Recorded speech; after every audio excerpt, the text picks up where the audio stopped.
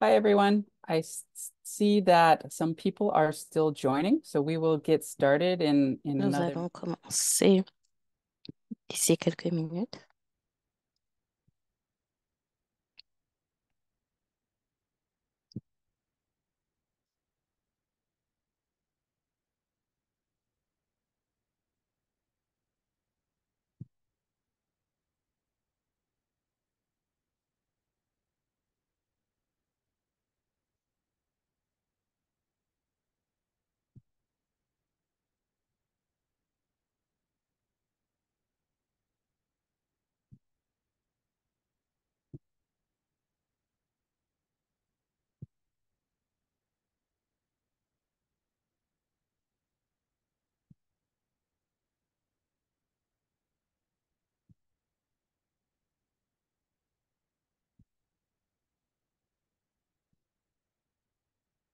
Hi, everyone.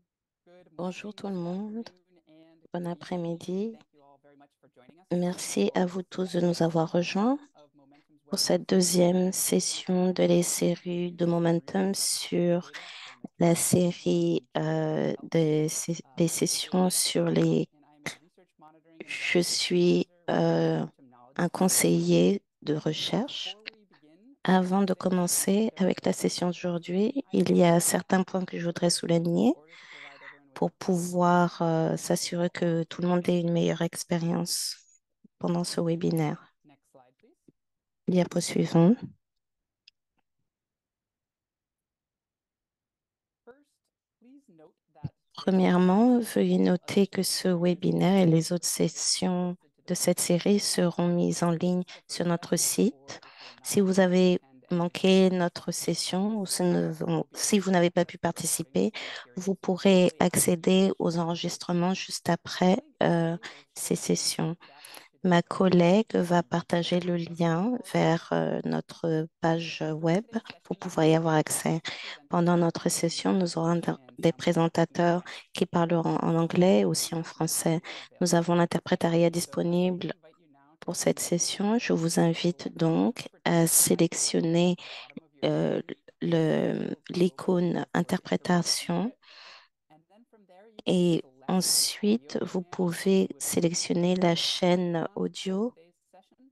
pour cette If you session. stay in this Si window, vous you will restez be dans able cette to listen chaîne directly. principale, We have vous two entendrez les interpreters intervenants speaking in parler dans both leur langue. languages. One will be Nous speaking in avons des French. intervenants qui parlent You anglais can et click on the interpretation une icon and intervenante then qui parle en français. select the Donc, vous language that pouvez you would like choisir la to langue de listen. votre choix pour la session On d'aujourd'hui. a related note, the slides that will be presented on the screen today will appear in the Les language diapos qui of seront the présentés presenter. seront montrés dans la My langue colleague du Ashley will présentateur. also share links in Ma the chat collègue va to English partager un and lien French dans le interpreters chat only en webinars anglais et en if you would like to français follow along on your pour que own. vous puissiez suivre la discussion. Lastly, there will be time for Ensuite, questions and il y answers aura un at temps the pour une end of session today's de session. questions-réponses. You Vous can pouvez click on the cliquer Q&A sur icon on l'icône the screen to Q submit any et questions you may A. have. We'll do Pour our la best session to de answer questions questions-réponses, nous ferons de notre mieux pour directly répondre in aux the questions Q&A directement or dans in le that questions and answers period chat at the ou end of pendant today's session. ou après, With that vers la out fin de la of the way, session. I think we are ready to Sur begin. ce, Next je slide, pense please. que nous sommes prêts à commencer. Diapo suivante. For those of you who weren't able to attend Pour session ceux qui one, n'ont the pas purpose of this pu series is participer à la to première session, le but de demonstrate cette the série, resources c'est de montrer aux you can participants use les in your ressources et work les outils que to vous pouvez strengthen the analysis utiliser dans and votre research travail quality data pour from renforcer routine l'analyse and des outcomes données. health programs. Routine health facility data is an important source of information for Cet decision outil makers to est improve important pour les visibility and décideurs service pour quality. pouvoir améliorer les services And make evidence-based et decisions on pouvoir health identifier les issues. problèmes et pouvoir Further, améliorer to leurs strengthen the réponses. analysis and Pour utilization renforcer of data l'analyse for et MSK l'utilisation des données The World Health Organization pour has la within the santé, document and in the accompanying resource nous packages avons that can be used développé, for capacity strengthening l'OMS a développé and network des setting. directives pour pouvoir Slide 2 améliorer describes a catalog of indicators for les MSK services. that can be Ça monitored for permet routine health information d'avoir and des decision making. indicateurs qui peuvent It provides aider à guidance guider on possible le analysis travail and qui est visualization of fait. MSK data. Ça permet également Guidance d'améliorer provides l'analyse et la for program managers visualisation des uh, indicateurs. for program C'est important pour les gestionnaires de programmes et les décideurs dans les prises de décision. L'objectif de ce webinaire, c'est de présenter ce document et l'ensemble des ressources disponibles tout en nous n'avons pas mené le processus de développement, donc nous ne serons pas en mesure de répondre aux questions concernant le développement ou le processus des ressources, pourquoi elles sont structurées de telle façon, pourquoi certaines choses sont incluses ou exclues. Ma collègue Emily partagera un email dans le chat. Vous pouvez contacter cette personne par rapport, si vous avez plus de questions par rapport à ces directives. Diapo suivante. Chaque session dans ce webinaire, dans cette série de webinaires, on prendra un composant clé. Il y aura des questions clés qui seront incluses à chaque série, à chaque session. Nous aurons des présentations du personnel de Momentum et pour voir comment ils ont introduit les concepts clés dans leur travail. Nous parlerons également des outils clés qui ont été et des ressources qui ont aidé à soutenir les activités d'aide technique. C'est la deuxième session d'une série de webinaires, 5 webinaires. Premièrement, nous avons discuté les différents types de ressources de données. Nous avons revu la liste des indicateurs de l'OMS et discuté les différentes considérations dans chaque pays. La session d'aujourd'hui, nous allons parler de la considération de la qualité des données et comment les améliorer. La troisième session, ce sera le 5 septembre. Ce sera sur la triangulation des données et l'analyse. Le 12 septembre, ce sera l'interprétation des données et l'utilisation pour la prise de décision. Et enfin, le 26 septembre, ce sera une session courte qui se focalisera sur la visualisation des données. Diapo suivante. Les présentateurs incluent moi-même ainsi que Vishal Agawa, qui est un spécialiste de suivi et d'évaluation euh, à Momentum, et Carmel Toupé, qui est le coordinateur de suivi et d'évaluation à Momentum. Diapo suivante.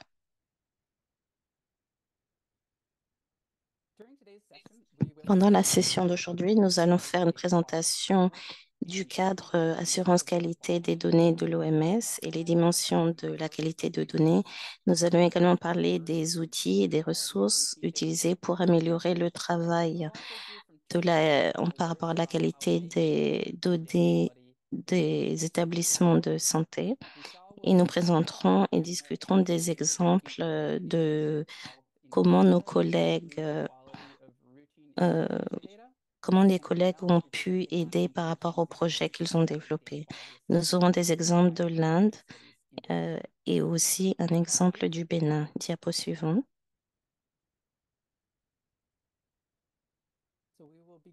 Donc, nous allons commencer par regarder le cadre assurance qualité des données de l'OMS. Diapo suivante. L'OMS a développé une boîte à outils pour répondre aux défis liés aux données du système d'information de santé de routine. Par exemple, les données, les lacunes en termes de données, les qualités des données. Et c'est important de prendre en compte l'aspect d'analyse intégrée des services de santé. Nous utilisons différentes normes d'analyse et nous apportons des directives sur l'interprétation des données. La boîte à outils a 3 types de ressources. Premièrement, ce que vous voyez en haut du graphique, les ressources sont pour les normes de mesure et d'analyse, y compris les principes généraux, les indicateurs principaux et l'assurance qualité des données. Cet outil contient également des directives pour les gestionnaires et les programmateurs, y compris l'analyse des services de santé intégrés au niveau national, district. En bas, vous avez des directives spécifiques pour les programmes. Il y a des directives et des ressources pour le VIH, l'immunisation, tuberculose, palu, et plus de programmes seront rajoutés à l'avenir.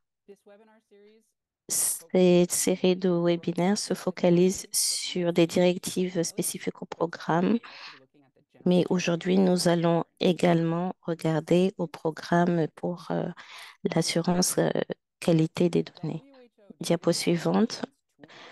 La boîte à outils de l'OMS vise à aider les pays à améliorer les données. Les différents types, les différents outils utilisés ont été développés au cours des années, mais la plupart de ces efforts n'ont pas été coordonnés. Le manque de coordination et le fait qu'ils soient développés séparément rend difficile la capacité des établissements à développer des données complètes. Donc, ces directives permettent de développer des, euh, des... Il y a 3 modules. Premier module, c'est concernant le cadre et les mesures. Deuxième module, c'est concernant l'examen documentaire de la qualité des données. Et le troisième module, c'est l'évaluation sur le site, l'évaluation sur place de la qualité des données, la vérification des données et l'évaluation du système. Il y a également un quatrième module qui est disponible sur le site. Tous ces modules incluent des documents, des directives, des matériels de formation qui peuvent être utilisés pour mener l'examen de qualité. Ils incluent un langage commun. La méthodologie RQD comprend 2 processus séparés qui sont décrits sur cette diapo. Premièrement, c'est l'examen documentaire qui revise la qualité des données qui ont été agrégées et partagées. Et ça fait partie de l'examen de qualité de données de routine ou régulier ou dans le cadre de l'évaluation discrète. Et ensuite, il y a l'évaluation sur le site. C'est pour vérifier les sources des données, des différents outils de collecte de données.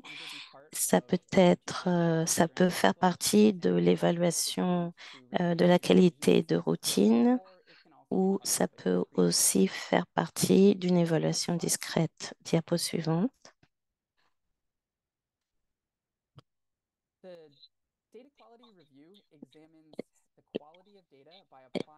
On examine l'examen inclut des indicateurs.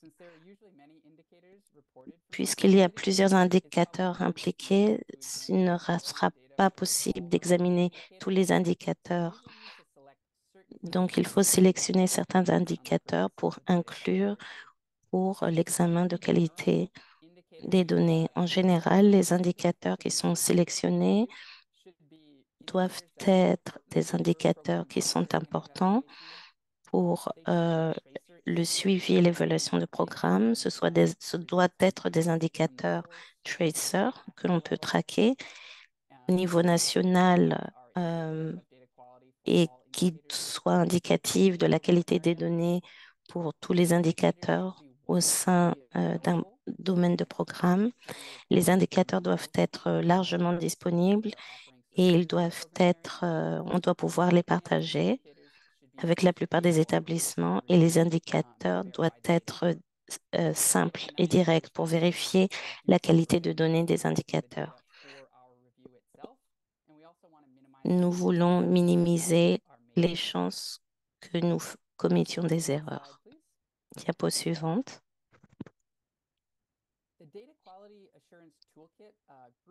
L'outil comprend 4 dimensions différentes. quatre dimensions pour la qualité de données. Premièrement, l'exhaustivité et la rapidité. Deuxièmement, c'est la consistance interne des données signalées. Troisièmement, c'est la comparaison externe, la vérification avec d'autres sources de données. Et quatrièmement, la consistance de la population des données. Donc, nous regardons maintenant les quatre dimensions. Diapo suivante. Donc, quand nous faisons l'évaluation de l'exhaustivité et de la rapidité des données, nous voulons nous assurer que ceux qui font les rapports le font effectivement et que ce soit fait dans la limite avant la date limite. Les mesures que nous utilisons pour mesurer l'exhaustivité et la rapidité, par exemple, le pourcentage de districts qui ont signalé les données et sur les rapports que nous recevons, quel pourcentage de ces rapports ont été reçus avant la date limite. Et lorsque nous regardons l'exhaustivité et la rapidité, nous regardons l'exhaustivité des indicateurs individuels. Nous regardons pour voir quel pourcentage de l'élément de données pour cet indicateur spécifique est signalé. Diapo suivant. Lorsque nous regardons la consistance interne, la cohérence entre les différents éléments de données à un point donné, nous regardons également la cohérence entre les éléments de données liés entre eux et nous regardons également les rapports agrégés. Les rapports qui montrent la consistance, c'est la présence d'erreurs, de fortes erreurs, la consistance sur le temps, la consistance entre les indicateurs qui ont une relation prévisible entre eux et la consistance des données signalées et des registres originaux. Diapo suivant. La troisième dimension regarde au niveau d'accord entre les différentes sources de données. Pour cela, vous voulez comparer les données du système d'information de gestion de santé et vous pouvez les comparer, par exemple, aux données des pharmacies pour s'assurer que les données sont dans la même fourchette. La quatrième dimension, c'est la consistance des populations de données. Donc, ça permet de déterminer si les données de population sont appropriées. Cette mesure de qualité de données permet de voir la consistance des tendances de population et en comparer par rapport à d'autres estimations de population liées. Et s'il y a une divergence importante, donc l'estimation peut être totalement différente, même si le programme est le même. Donc, plus il y a une consistance élevée, plus il représente véritablement la valeur de la population. Diapo suivante. Afin de faciliter le processus de révision des qualités de données, on inclut un système Excel, l'outil Excel qui permet de faire une analyse des données dans les quatre différents domaines de qualité sur la base des informations des utilisateurs parce que ces outils ont besoin euh, d'être utilisés par les utilisateurs de façon manuelle. Et bien que cet outil soit développé pour avoir un examen dans différents domaines et dans plusieurs programmes, il peut être utilisé pour avoir des examens de qualité de données pour différents programmes. ont été incorporés comme partie de la qualité des données de l'OMS. Ça peut être utilisé pour des évaluations discrètes et aussi des rapports de la qualité des données. Ça, c'est l'application qui est recommandée pour utilisation pour la suivi continu parce que ça laisse les utilisateurs détecter les erreurs au temps réel aussi. Et pour utiliser ces outils, ce sont disponibles sur le site web. Prochaine diapositive. Le cadre, ça inclut des critères de référence et des seuils. Ça dépend sur le métrique. Alors, ça veut dire que c'est pour le métrique, et il y a et s'il y a des anomalies qu'ils ont besoin de regarder. Et ça peut comparer contre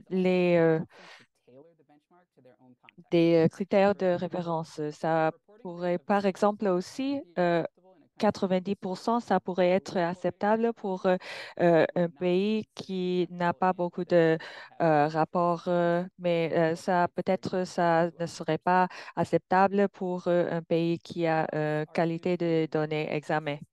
Et quand on regarde la cohérence des données, ça compare le numéro actuel avec ce que est prévu. Et ça pourrait être l- pendant les dernières 3 années. Et s'il y a un plus ou moins 33% par rapport aux moyennes, ce qui passera, ils vont examiner en profondeur le numéro.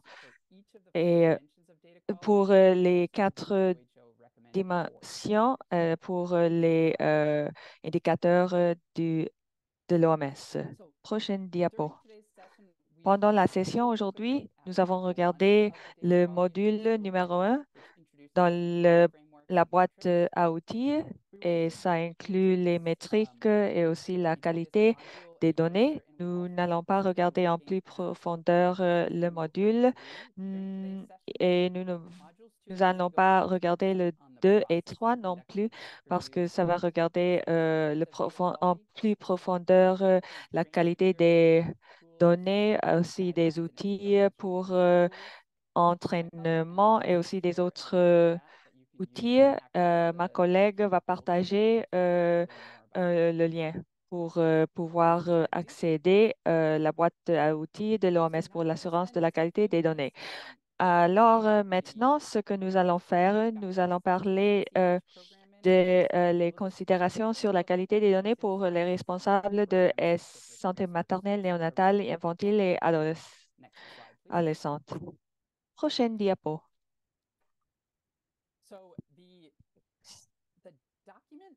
Le document que nous avons, que le série est basé, et ça dit que ça c'est l'analyse et l'utilisation des données des établissements de santé, guide d'orientation à l'intention des responsables de programmes de santé maternelle, néonatale, infantile et adolescent.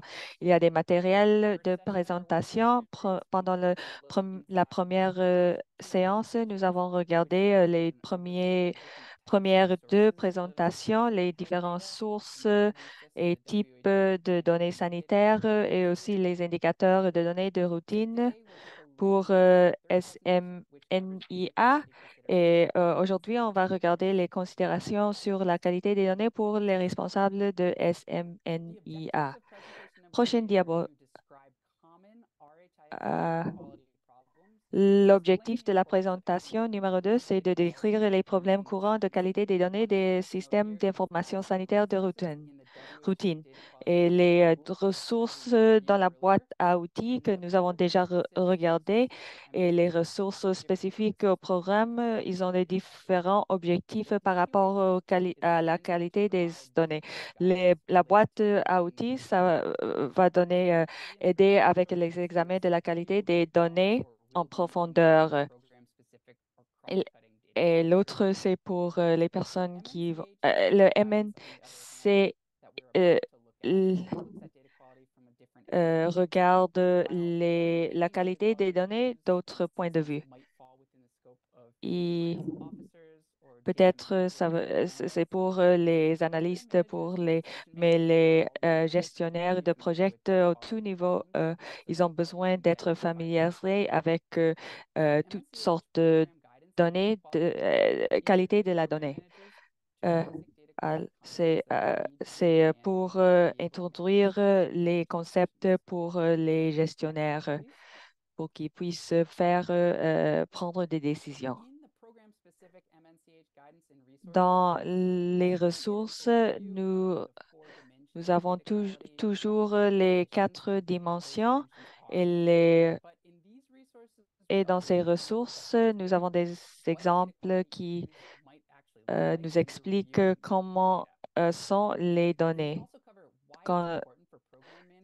et pourquoi c'est important pour les gestionnaires pour interpréter des données avec des points de vue et ça compare les données actuelles comparées avec des données passées pour identifier des tendances et de voir la différence entre des zones géographiques. Et après avoir fait ça, le gestionnaire doit examiner en plus profondeur parce que parfois, il peut et ce n'est pas, c'est juste les problèmes de qualité, ça pourrait être pour les changements avec l'utilisation de services. Par exemple, parfois, on regarde on voit que il n'y a pas des commodités, il y a des événements dans le pays, peut-être les manifestations ou des changements climatiques, et ça pourrait affecter la consistance des tendances et des indicateurs.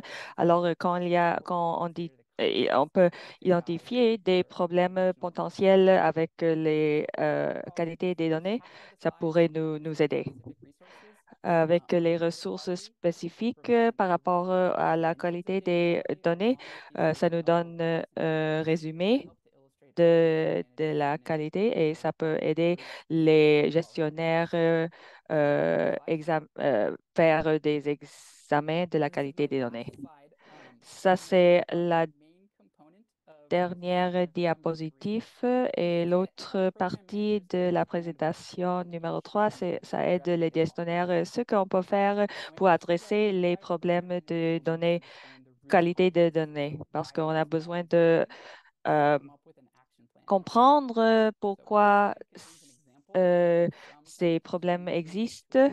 Alors, ça vient de la présentation numéro 3 et ça aide à nous donner un point de vue comment fonctionne le processus pour identifier les erreurs quand on regarde les données. Aussi, quand on regarde en plus profondeur, on voit des autres numéros au niveau plus bas et nous voyons que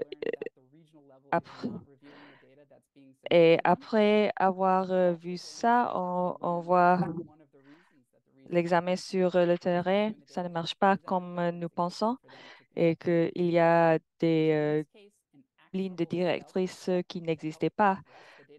Pour adresser les problèmes de la qualité des données, ça pourrait être de créer un CPI pour réviser. Présentation 3 conclut avec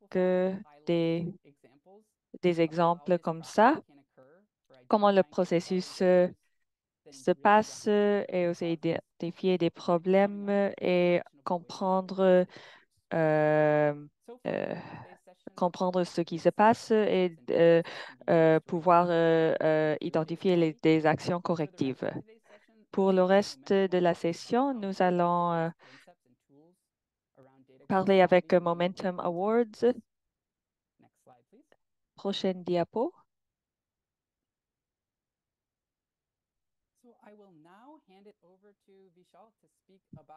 Maintenant, je vais passer la parole à Vishal parce qu'il va nous parler de l'évaluation de la qualité des données, renforcement de la qualité des données pour une planification et une gestion fondée sur des données probantes. Prochaine diapositive, nous allons parler de l'évaluation de la qualité des données, ce que nous avons fait en Inde jusqu'à maintenant. Ça, c'est dans le contexte de la qualité des données, quelques buts et objectifs de l'évaluation de la qualité des données, la géographie, méthodologie, des outils de collecte de données, des résultats par rapport à l'examen de la qualité des données et des observations et recommandations.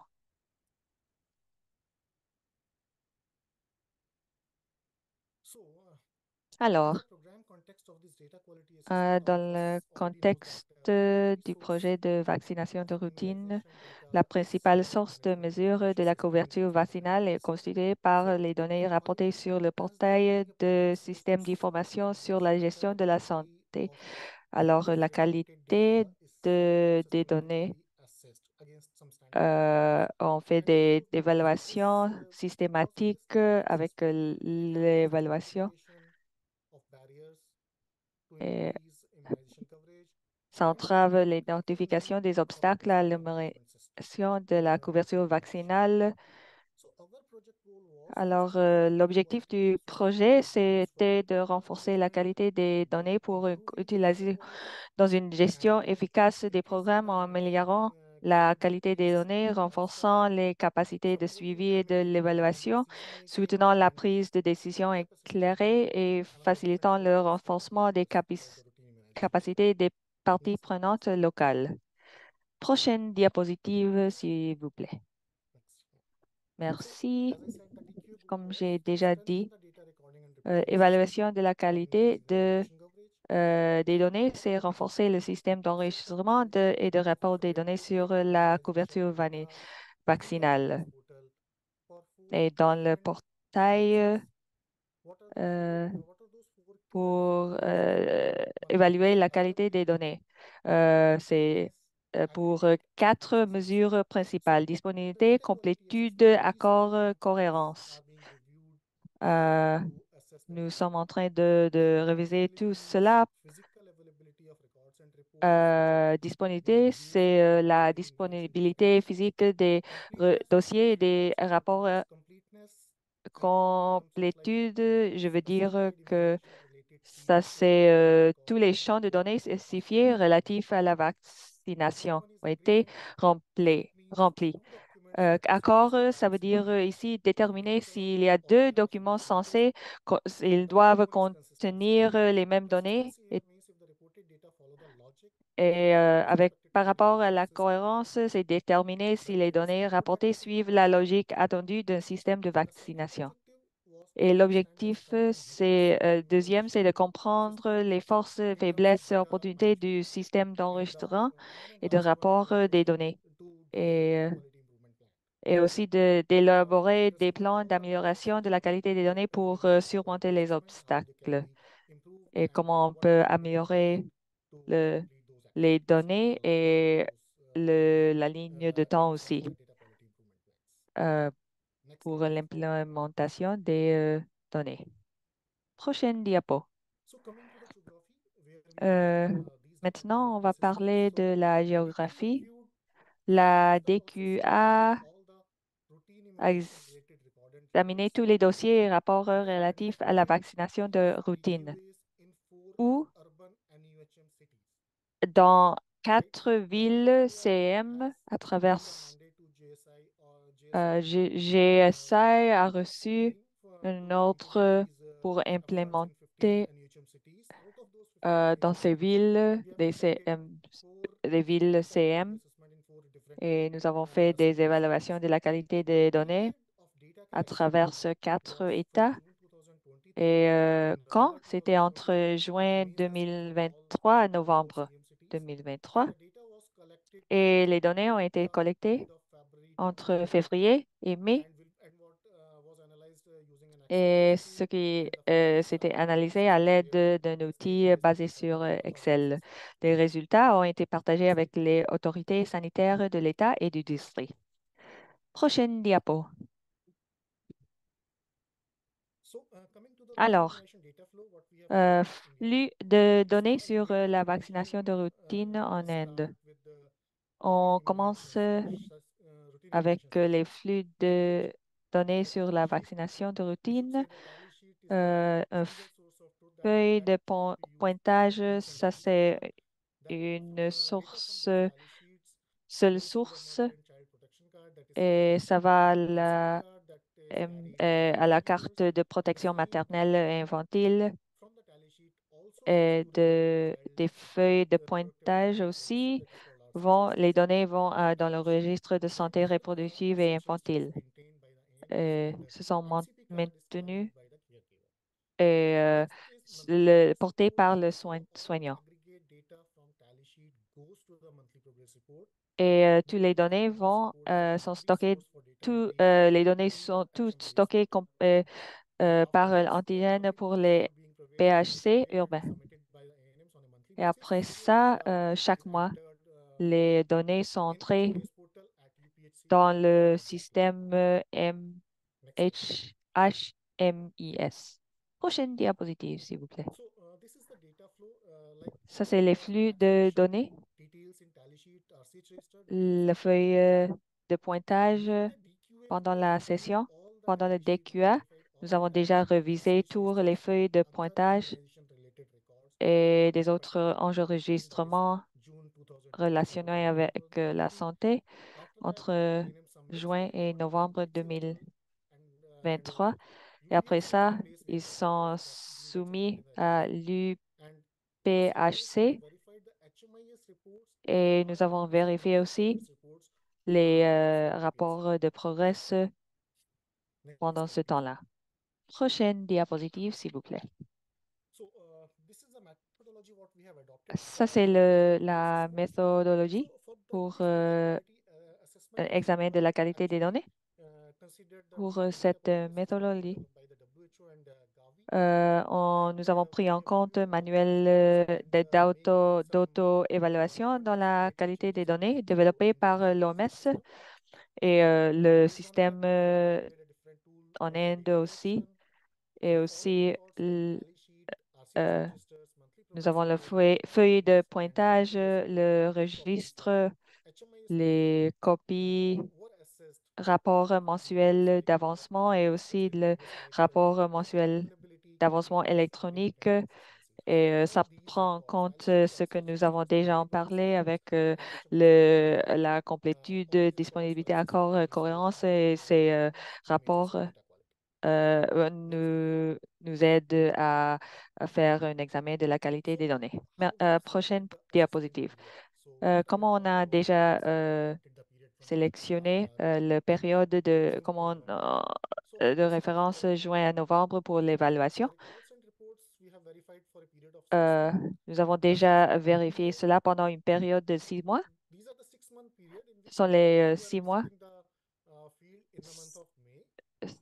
précédant le mois de la visite de terrain. Euh, nous- euh, Dans mai, alors ça veut dire que nous allons prendre des données d'octobre à mars parce qu'on a besoin de stabiliser les données avant. Alors pour mai, nous allons prendre toutes les données avant. Euh, dans le, oui, je répète que si on prend l'évaluation de la qualité des données au mois de mai, la période d'évaluation s'étendra octobre 2023 à mars. Alors, ça, c'est les étapes d'évaluation. Avant la visite de terrain, on peut faire la compilation et vérification des données. Pendant la visite de terrain, on peut prendre les données avec feuille de pointage, registre MPR, que ce soit tout autre document papier. c'est pendant la visite, la visite et la validation de l'échantillon dans la communauté. Ça, c'est après, pendant et après la visite. Prochaine diapositive. Euh, Disponibilité, complétude, cohérence, accorde.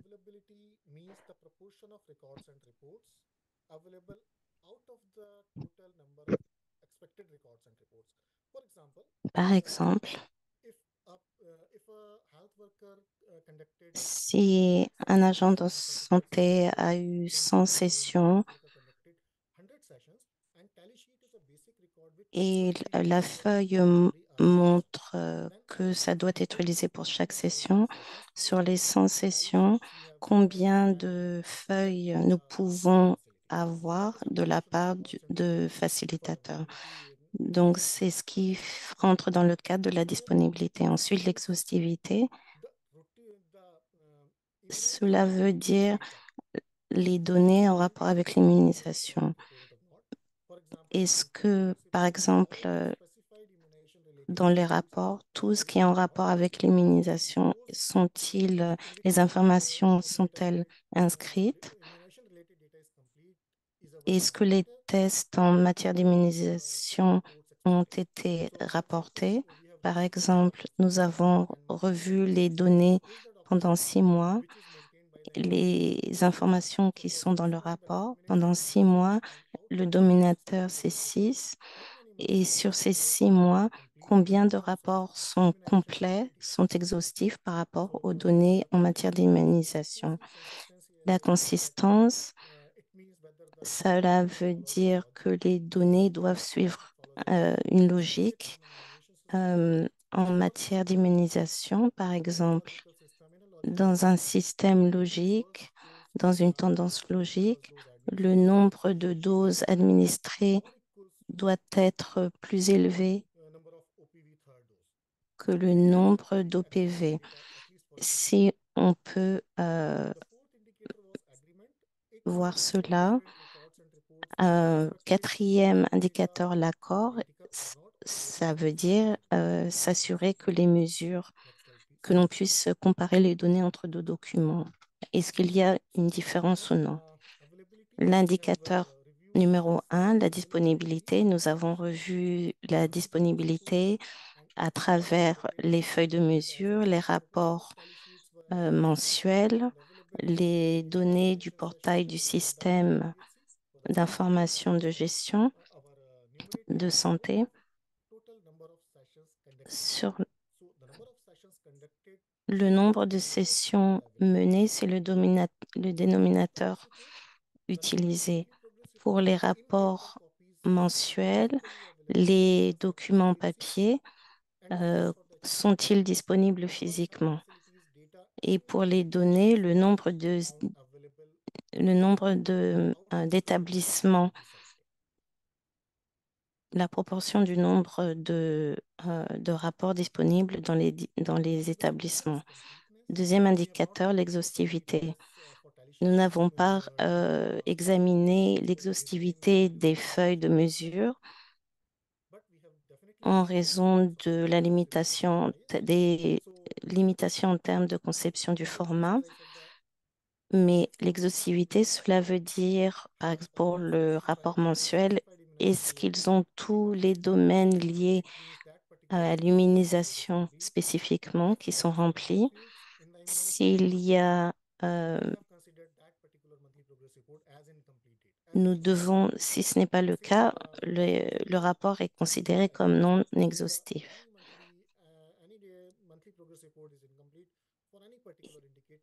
Et pour tout indicateur, le rapport mensuel est considéré comme incomplet pour ce mois. Diapo suivant.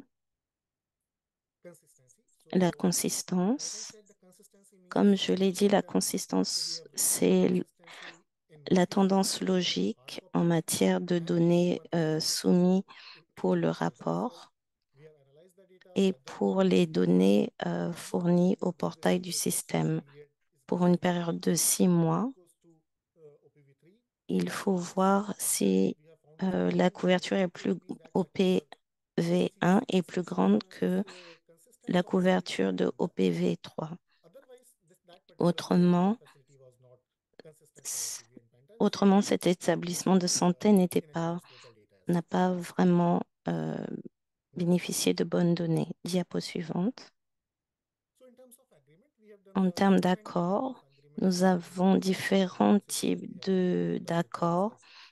Pendant l'évaluation, nous avons donc les feuilles de mesure, les rapports mensuels, différents types d'informations. Nous avons différents types d'accords entre différents types de documents. Le premier accord, c'est les données agrégées pour la feuille de mesure. Est-ce que ça correspond aux données du rapport mensuel? Les travailleurs de santé doivent donc faire cette comparaison entre les feuilles de mesure et les données du rapport mensuel qui ont été soumis au centre de santé. Ensuite, les données de la feuille de mesure comparées aux données du registre du RCH. Pour les mêmes mois, nous avons noté les bénéficiaires. Est-ce qu'il y a une différence entre les données qui ont été prises et les données qui ont été partagées? Quels bénéficiaires? Par exemple, pour le mois de novembre, est-ce que les mêmes informations sont disponibles en termes de date dans le rapport mensuel? Donc, c'est ce que nous avons fait. C'est ce que nous avons fait. Ensuite, les données du rapport mensuel par rapport aux données du registre RCH. Est-ce que les nombres en matière d'immunisation sont les mêmes que ceux qui sont signalés par les travailleurs de santé? Nous avons revu toutes les données et nous assurer que tous les bénéficiaires ont rempli le document de vaccination. Nous estimons que l'enfant est pleinement immunisé, mais s'il y a des différences, à ce moment-là, nous estimons que l'enfant n'est pas pleinement immunisé.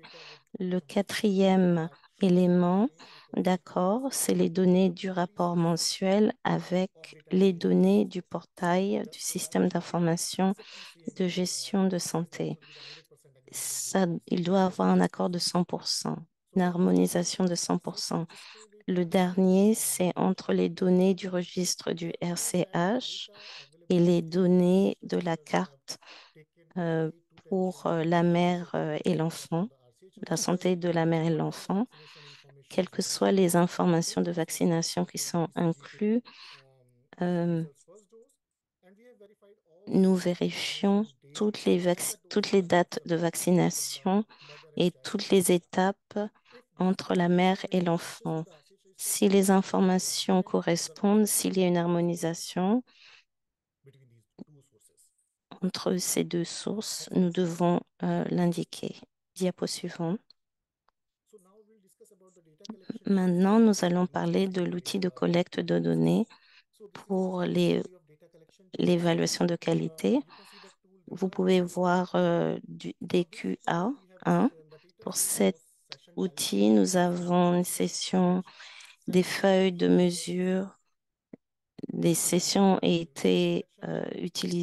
été enregistrées en tant que chiffres. Les données mensuelles sont postées par les années ANM pour la période d'évaluation complète. La deuxième source, c'est le DQA 1.1. Nous collectons seulement les noms, mais dans ce DQA 1.1, nous prenons en compte le nom du bénéficiaire. Nous évaluons la session d'évaluation pour 6 mois, seulement pour les derniers mois de l'évaluation. Nous collectons, dans le premier, nous collectons juste les chiffres et dans le deuxième, nous collectons les informations par nom en rapport avec le bénéficiaire. Le troisième, c'est le DQA2 qui correspond aux informations du bénéficiaire, mais plus par rapport à une date particulière lors du dernier mois de la période d'évaluation. Ça peut être le registre d'immunisation et ça permet de suivre, d'appuyer le suivi de tous les bénéficiaires qui ont reçu l'immunisation. Ensuite, vous avez le DQA3 qui collecte les informations, les chiffres agrégés, matière d'information pour le mois et sur les antigènes. Nous avons téléchargé les données pour un établissement de santé en particulier. Ensuite, nous avons le portail du système du système d'information de gestion de santé pour le DQA4. Et ensuite, DQA5, vous avez la carte d'immunisation pour la mère et l'enfant et qui comprend la date de toutes les vaccinations pour les enfants reçus dans le dernier mois de la période d'évaluation. Diapo suivante. Maintenant, nous pouvons parler de l'outil spécifique. C'est le DQA1. Vous pouvez voir le formulaire, à quoi il ressemble, la feuille de mesure, le nombre. Cet outil est utilisé pour avoir les informations récupérées par le biais de la feuille de mesure. Cet outil doit être rempli. Tous les travailleurs de santé de les données de chaque établissement de santé, les données doivent être collectées pour une période de 6 mois et les sources utilisées pour remplir cet outil, c'est donc les feuilles de mesure, les registres de session. Diapo suivante. Ça, c'est le DQA 1.1 où nous collectons juste les dates pour la période de 6 mois. Nous collectons les données de la personne, donc le nom de bénéficiaire.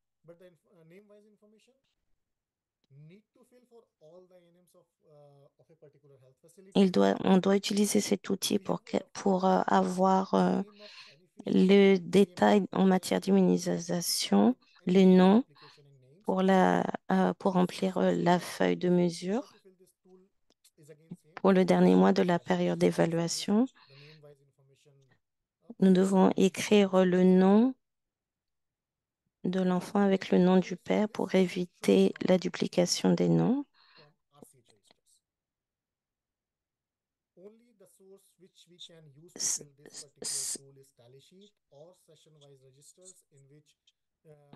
Seules les sources sont nécessaires pour remplir cet outil. Il n'y a pas besoin de faire de traçage des bénéficiaires. Diapo suivante.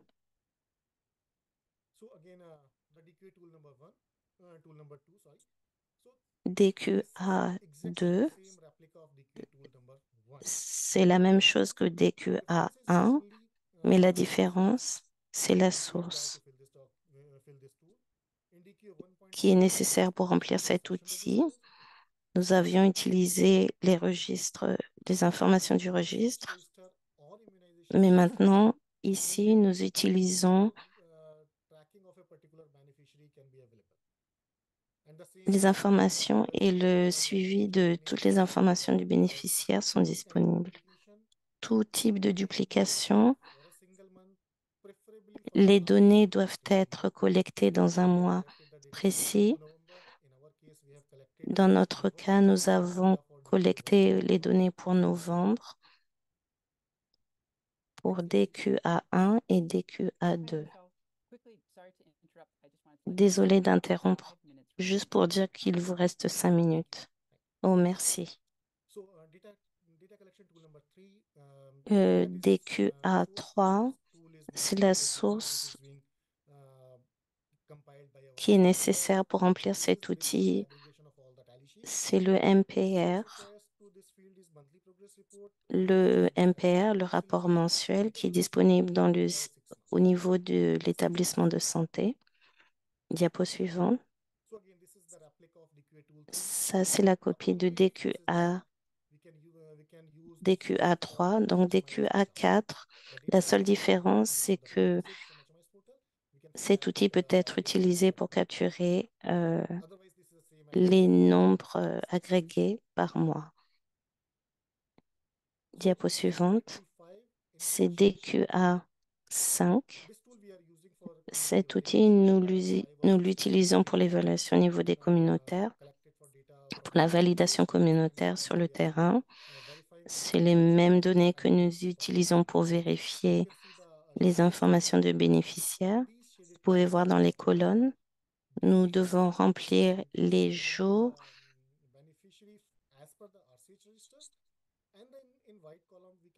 et sur la colonne de droite, nous pouvons indiquer ce qu'ils ont mentionné dans la carte de protection mère-enfant.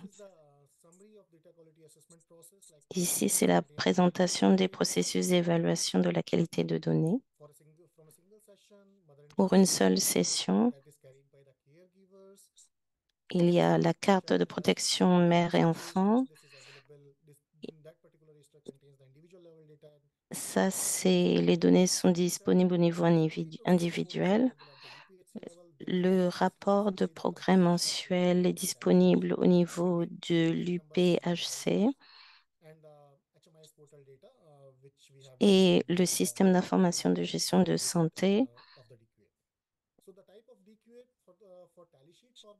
Pour les feuilles de mesure, nous le faisons, nous collectons les données sur disponibilité et accord. Pour la carte de protection mère et enfant, c'est sur accord. Nous utilisons les indicateurs des deux sources. Diapo suivante. Donc, concernant les conclusions, nous n'allons pas aller dans les détails. Vous pouvez voir qu'il y a la disponibilité des feuilles de mesure. Et dans l'ensemble, seuls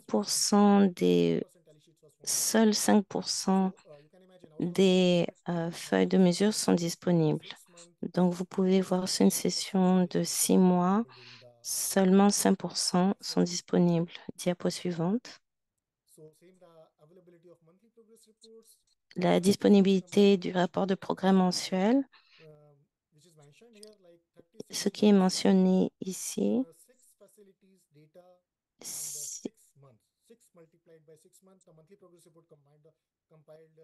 donc un établissement de santé particulier pour une période de 6 mois. Et sur ces environ 97% des rapports sont disponibles. Exhaustivité en tant qu'indicateur, c'est considéré pour les rapports de progrès mensuels et il y a seulement 51,4% des rapports qui sont considérés complets. Ça veut dire seules les données d'immunisation doivent être incluses. Diapo suivante. Nous pouvons parler de la consistance. Et vous pouvez voir pour l'OPV et Penta et les doses de Penta, seulement 33% des rapports sont consistants. Les autres établissements n'étaient pas consistants en termes de données. Diapo suivante. Alors, par rapport à l'accord, ça veut dire qu'il y a des deux différentes sources par rapport aux données et tous les deux, ce sont le rapport mensuel, ça c'est la source principale. Et par rapport à l'évaluation de la qualité des données, nous avons vu qu'il y a 76%, le 24, 25, qui reste. Prochaine diapositive. Ça, c'est l'accord que nous avons déjà parlé, la carte de protection, aussi le registre, les données disponibles dans le RCH, les dates données. Les données correspondent avec l'enregistrement mère-enfant. 81% correspond avec ces sources. Merci. Prochaine diapo. Finalement, les observations et recommandations euh, avec l'évaluation de la qualité des données dans les installations. Nous avons vu il y avait un manque de feuilles de pointage dans les centres de santé primaires urbains.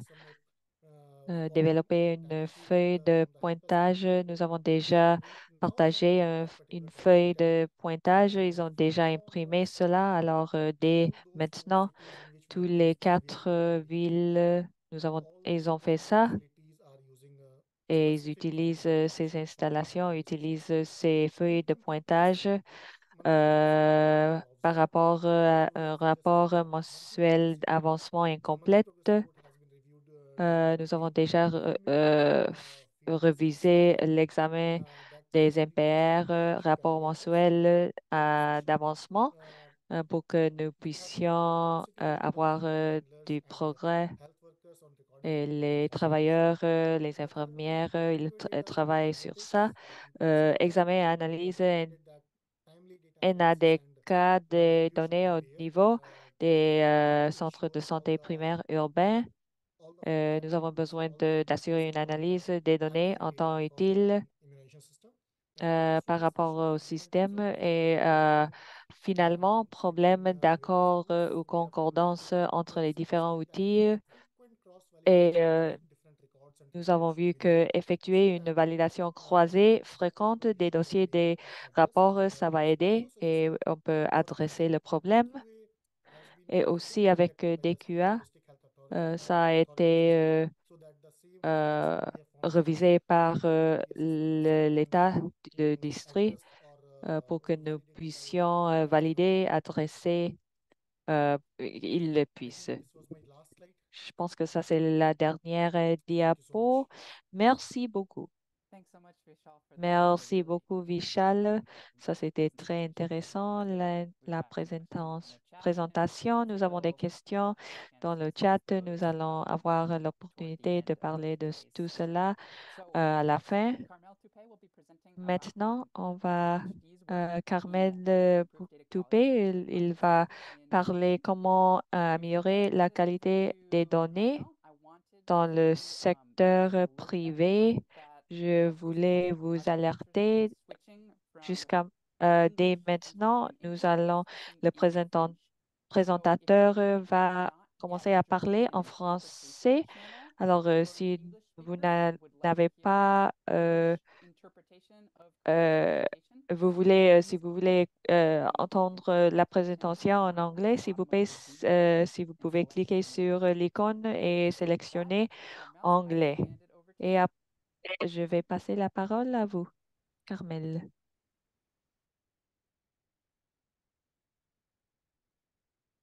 Ok, merci beaucoup, Azak. Moi, je suis là pour vous présenter euh, un aperçu de la qualité des données sur le projet MPHT au Bénin. C'est le projet Momentum. Euh, de façon claire, nous allons présenter les pratiques et usages. Diapo suivante.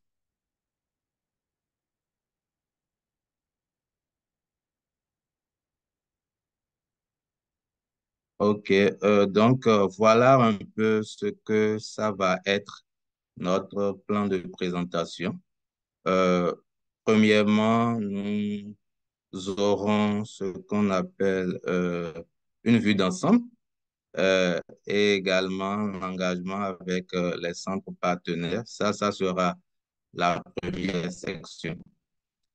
Et au cours de la deuxième section, nous allons voir les pratiques et également les leçons apprises en termes de méthodologie, en termes de résultats et en termes de leçons apprises.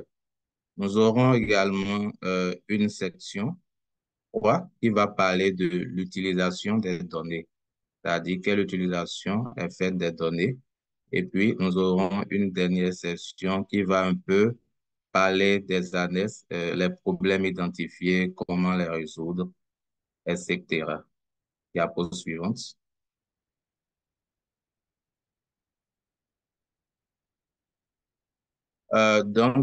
Comme vu d'ensemble, nous pouvons dire que d'abord, il faut rappeler le contexte et le rôle du système d'information qui a pour vocation de quand même faire la collecte, de traiter et d'analyser les données. Mais tout ceci, c'est vraiment pour faciliter la prise de décision. Et donc, pour cela, c'est pour cette raison que les rapports statistiques doivent être vraiment exhaustifs et fiables. Nous devons, pour cet effet, avoir une cohérence entre les données collectées dans les formations sanitaires, mais également celles de la base DHIS2, qui est notre source de stockage des informations. Le but ici, euh, c'est vraiment d'améliorer les dimensions de la qualité de données, à savoir la complétude, la promptitude, la fiabilité et l'utilisation des données. Nous aurons plus de détails dans les diapos qui vont suivre. Diapo suivante.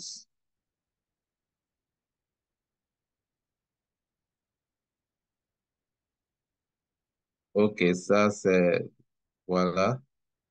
En termes d'engagement avec les centres partenaires, parce qu'il y a en fait quelque chose qui nous lie en tant que euh, organisation, ABMS et les centres partenaires, c'est déjà un protocole, c'est-à-dire un accord écrit, une forme de contrat qui quand même régit les deux parties pour savoir comment il faut définir les clauses de la collaboration.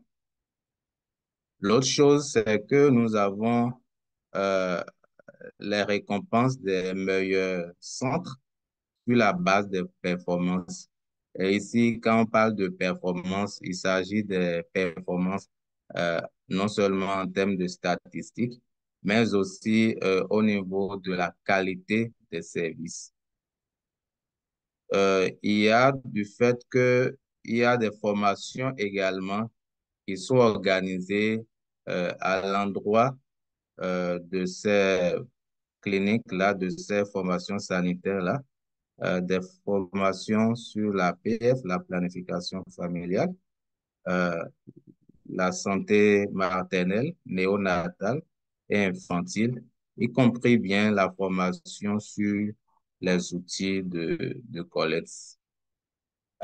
Mais tout cela est encadré par une signature par les prestataires de soins de la fiche de protection des données du consommateur. Ça, c'est à l'annexe 3. Nous aurons le temps de revenir sur ça. Diapo suivante.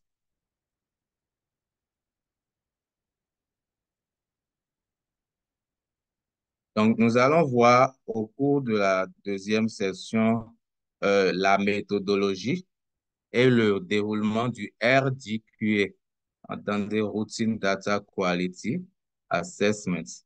Donc, au fait, l'objectif, comme on avait déjà dit, c'est d'améliorer la qualité des données la qualité des données collectées pour la prise de décision sur des données avérées, c'est-à-dire des données basées sur des évidences. Il y a donc une phase préparatoire. Et au cours de la phase préparatoire, les tâches qui sont faites, c'est d'identifier les indicateurs euh, et de sélectionner les centres qui seront soutenus, qui seront visités. C'est de définir la période de collecte, également définir les membres de l'équipe qui sera sur le terrain. Donc ça, c'est la phase préparatoire.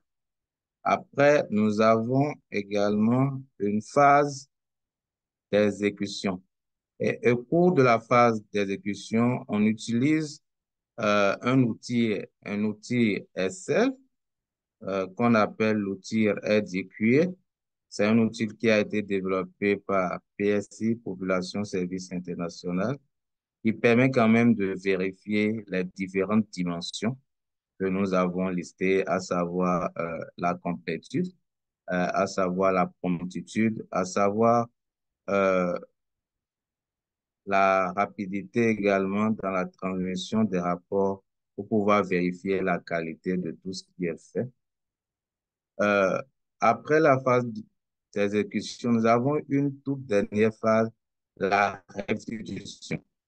Donc, la restitution, généralement, nous formons déjà les prestataires sur site sur les normes en matière de manipulation des données. Diapo suivante.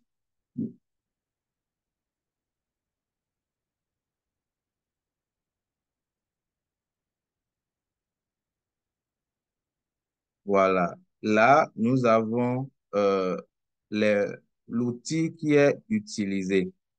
L'outil ici, c'est un peu différent par rapport à ce que les autres collègues viennent de présenter, parce que nous avons d'abord ce qu'on appelle euh, l'évaluation de la qualité du système d'information. Et quand on parle de l'évaluation du système d'information, c'est un checklist. C'est un checklist qui est composé d'un certain nombre de questions et nous posons ces questions, nous administrons ce questionnaire-là directement à la prestataire du centre qui est visité sur le terrain. Et les questions sont de plusieurs ordres.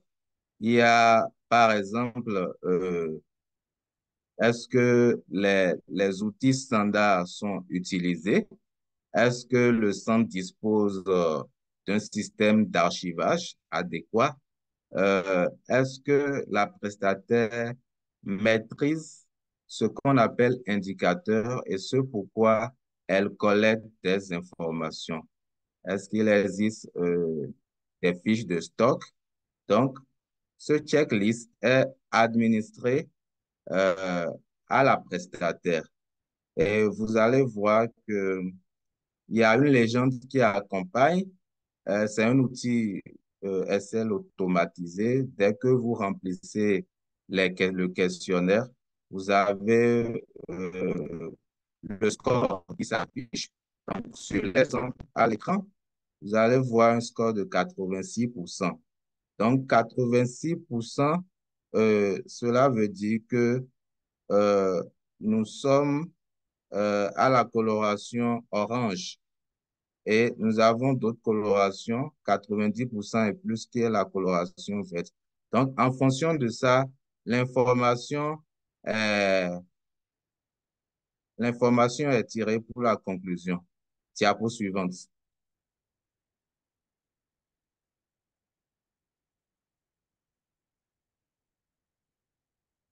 Diapo suivante. Hi, Carmel, I wanted to let you know there's about 5 minutes remaining. Thanks. OK, excellent. OK, et donc, pour la suite, c'est que nous avons les dimensions de la qualité. Donc, ici, au niveau de dimension de la qualité, nous avons plutôt 7 dimensions de la qualité. Nous avons la disponibilité, nous avons l'exhaustivité, nous avons l'intégrité, nous avons la confidentialité, nous avons également la précision et ensuite la fiabilité. Donc, compte tenu du temps qui reste, je ne vais pas rentrer dans les définitions, mais c'est toutes ces dimensions-là qui sont quand même évaluées pour pouvoir avoir le score. Et toutes ces dimensions-là font partie de ce qu'on appelle la vérification des données. Ça donne un score global sur la vérification des données. Donc, diapo suivante.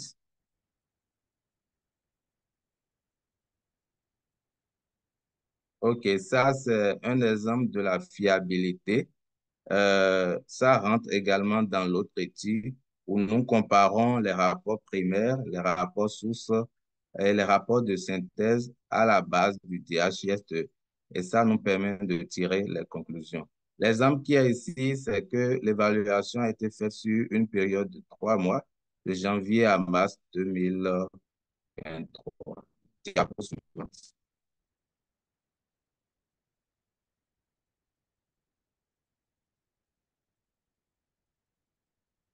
OK, donc ici, nous présentons au fait les résultats.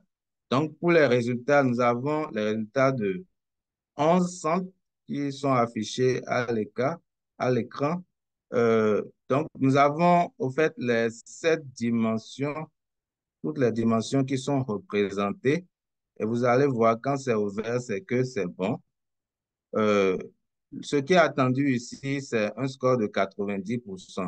Alors, lorsque c'est inférieur à 90%, ça veut dire que on doit voir ce qui ne va pas à ce niveau-là.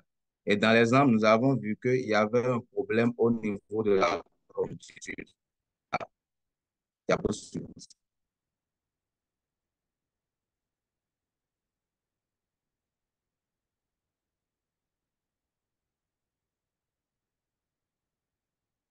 OK.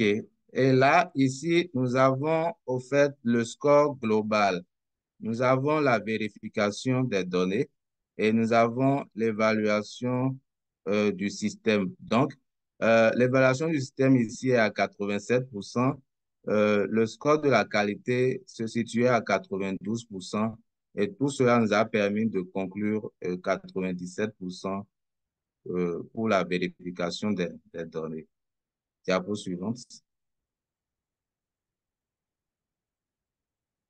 OK. Les leçons apprises, c'est que nous avons quand même une forte implication des statisticiens de zone parce que on ne fait pas ça seul et ça aide à l'intégration des cliniques. Et nous avons également un suivi rigoureux des recommandations qui permettent d'adresser les défis. L'autre chose comme leçon apprise, c'est que le partage des résultats des RDQA conduit effectivement à l'amélioration vraiment du système de suivi-évaluation. Diapo, suivante.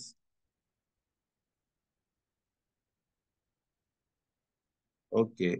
En ce qui concerne l'utilisation des données maintenant, l'utilisation des données, c'est vraiment pour informer le projet. Et ça se fait à des instances, comme première instance. Nous avons des séances de data to action qui sont des séances où on met en lumière les lacunes, ce qui ne va pas, on interroge les données pour voir quelle action il faut mettre en œuvre pour pouvoir redresser les défis et corriger les imperfections. Nous avons également des ateliers d'apprentissage sur la mise en œuvre du projet. Et donc, c'est également lors de ces instances-là que nous partageons ces résultats. Et il y a également les commentaires directs, hein, lors des missions directement sur le terrain ou lors des supervisions post-RDQA qui nous permet quand même de suivre les recommandations. Diapo suivante.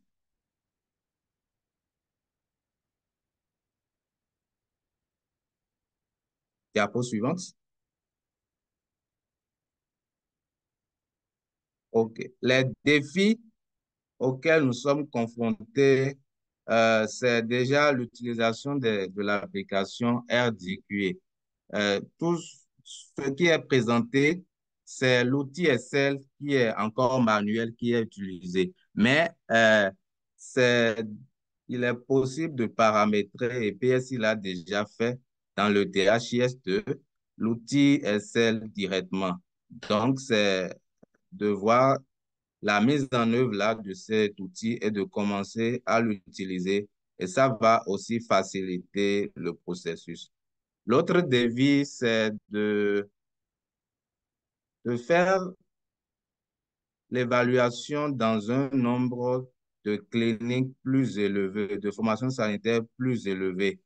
On n'arrive pas à tout couvrir, mais le défi, c'est vraiment d'aller vers plus de cliniques pour avoir des données vraiment encore plus efficientes. Diapo suivante. Nous avons maintenant les annexes que nous allons passer rapidement en revue. Euh, Ici, c'est les problèmes en fait qui sont identifiés. Et à chaque problème, nous avons des actions spécifiques. Par exemple, on avait dit qu'il y avait des problèmes de promptitude. Donc, il fallait transmettre les rapports dans les délais. Et là, c'est les responsables de cliniques qui sont quand même engagés à ça. Et voilà des exemples de recommandations à suivre. Diapo suivante.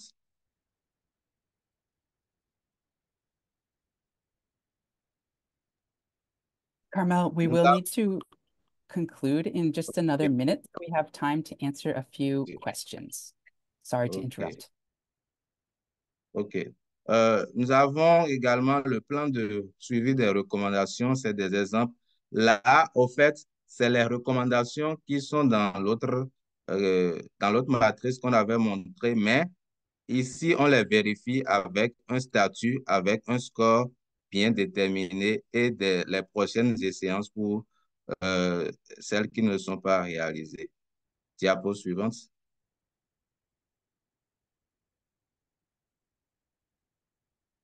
Bon, ça, c'est le dernier annexe, c'est la fiche quand même de protection des données du consommateur que PSI a mise en place. Cette fiche nous permet quand même de protéger les données du consommateur, puisque nous devons protéger les données du consommateur qui sont quand même des données sensibles. Et ça permet déjà de former par rapport à tout ce qui est la confidentialité des données, l'intégrité également, le partage et puis la sauvegarde.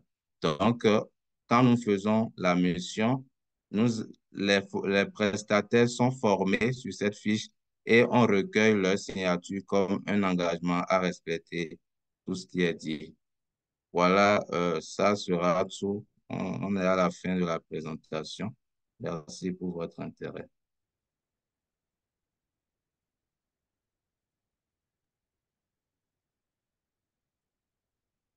Thank you so much, Carmel. Merci beaucoup, Carmel. Et merci à vous, Carmel et Vishal, pour ces présentations qui étaient très complètes et qui comprenaient des informations importantes. Nous avons fait de notre mieux pour répondre à toutes les questions dans le chat et dans la session de questions et réponses. Vu que nous n'avons pas suffisamment de temps pour répondre aux questions. Mais je voulais voir si on pouvait peut-être donner la parole à chaque présentateur. Nous avons vu une question dans le chat qui demande pourquoi vous avez un examen d'une période de 6 mois plutôt qu'un examen d'une période de 1 an. Si vous pouvez répondre à cette question. Ah, je crois que vous avez fermé votre micro.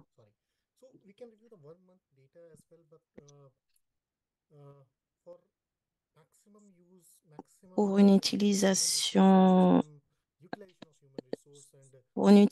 maximum des ressources disponibles, étant donné que nous avons un grand nombre de données et des données de bénéficiaires, dans ce cas, nous pouvons collecter de données pour 1 an aussi, mais pendant le processus de collecte de données, nous nous sommes rendus compte que la collecte de données prend tellement de temps et après cela, nous considérons une période de 6 mois. Nous pouvons faire 1 an de collecte de données, mais ça demande beaucoup de temps. Nous prenons en compte la meilleure utilisation des ressources disponibles. Absolument, ça a un sens. Et je vois, compte tenu du temps limité, je demande une question à Carmel. La plupart des questions dans la session questions-réponses ont été répondues. Je voudrais demander pour moi-même, pour vous, quels sont les défis en matière de collecte de données pour les établissements de santé? Carmel.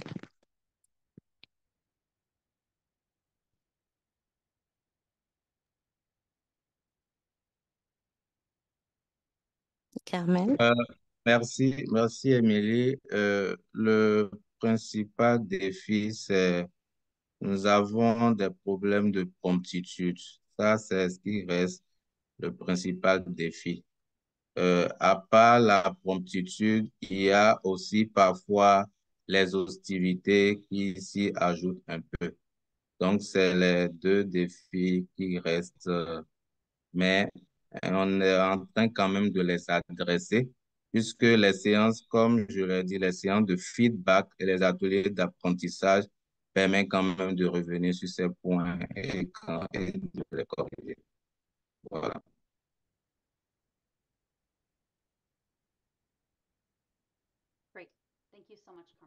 Merci beaucoup, Carmel. Merci aux deux présentateurs. Je donne maintenant la parole à Zach pour conclure cette session. Merci à vous tous. Merci, Émilie. Pour conclure, nous voulons vous remercier de nous avoir rejoints aujourd'hui. Pendant notre session, je pense que nous avons eu des questions intéressantes et un dialogue important dans le chat. Merci beaucoup à nos présentateurs pour leur perspective, leur présentation. Avant de fermer la session, nous voulons vous rappeler que la prochaine session de la série sera sur la triangulation des données et l'analyse des données et ce sera le 5 septembre.